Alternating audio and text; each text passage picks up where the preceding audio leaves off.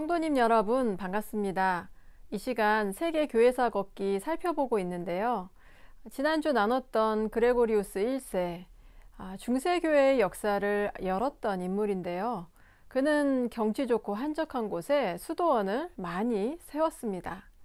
지금도 유럽, 특히 프랑스, 이탈리아, 스페인과 같이 로마 천주교회가 융성했던 나라들을 여행하다 보면 구석구석 경치가 아름다운 곳에 참 오래된 수도원이 있는 것을 보게 돼요.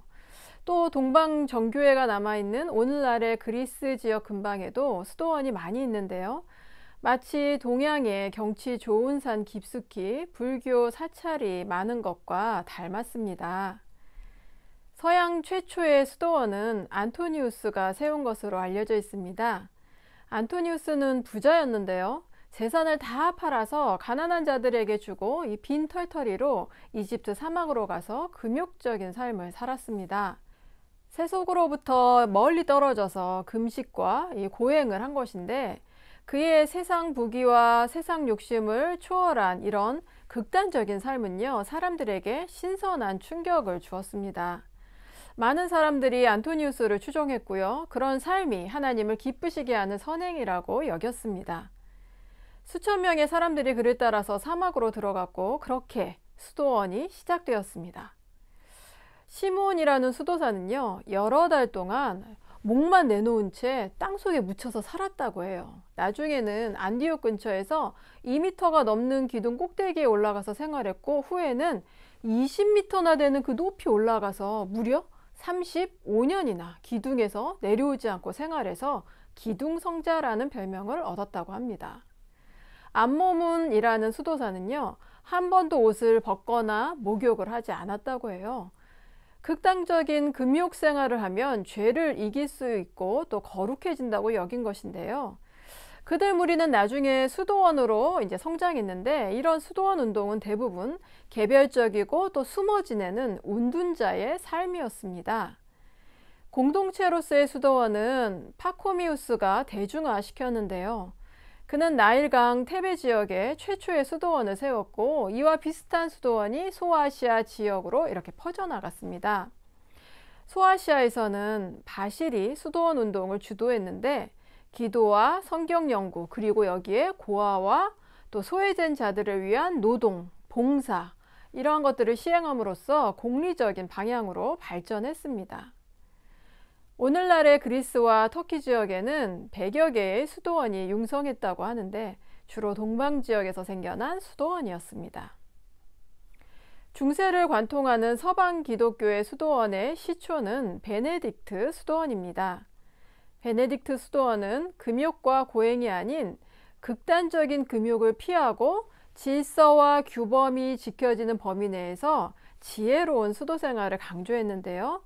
두 끼의 식사를 인정하고 또 과일과 채소를 허락했는데 이는 당시 수도원의 분위기로는 굉장히 획기적인 변화였고 보통 사람의 일상생활에 상당히 가까이 접근한 것이었습니다.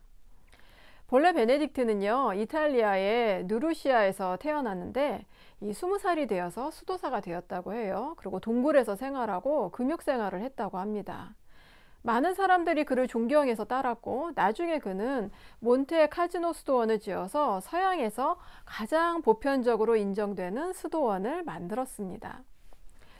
수도원은 그렇게 유럽 곳곳으로 퍼져나갔고 여러 형태로 또 중세 1000년 동안 인기리에 성장했습니다. 그래서 중세 후기에는요, 자녀가 수도원에 가서 성직자가 되는 것을 최고의 성공으로 여기기까지 했습니다. 수도원은 이 병자를 데려다가 치료하고 또 황무지를 개간해서 농사를 짓고 또 성경을 필사하고 신학을 연구하고 책을 보관하고 편찬하기도 했습니다. 세속에 사는 신자들은 수도원이 자신의 더러운 삶을 깨끗하게 해줄 것이라고 기대했고요. 수도원은 속세를 대리해서 고행을 하는 그 보상으로 인식되었습니다. 그렇다면 이 수도원의 삶이 오늘날도 필요한 것일까요? 이 본래 수도원의 정신은 죄 많은 세상으로부터 탈출해서 이 거룩한 삶을 추구하는 것이 맞습니다. 하지만 깊은 산속이나 사막 한가운데 살면서 고행을 한다고 거룩하게 되는 것은 아닐 것입니다. 인간의 죄는 밖에서 안으로 들어가는 것이 아니라 안에서 밖으로 나오는 것이기 때문입니다. 수도원은 죄 많은 세상에 대안 역할을 한 것도 사실이지만 지나온 교회의 역사를 살펴보았을 때 오히려 많은 문제의 온상이기도 했습니다.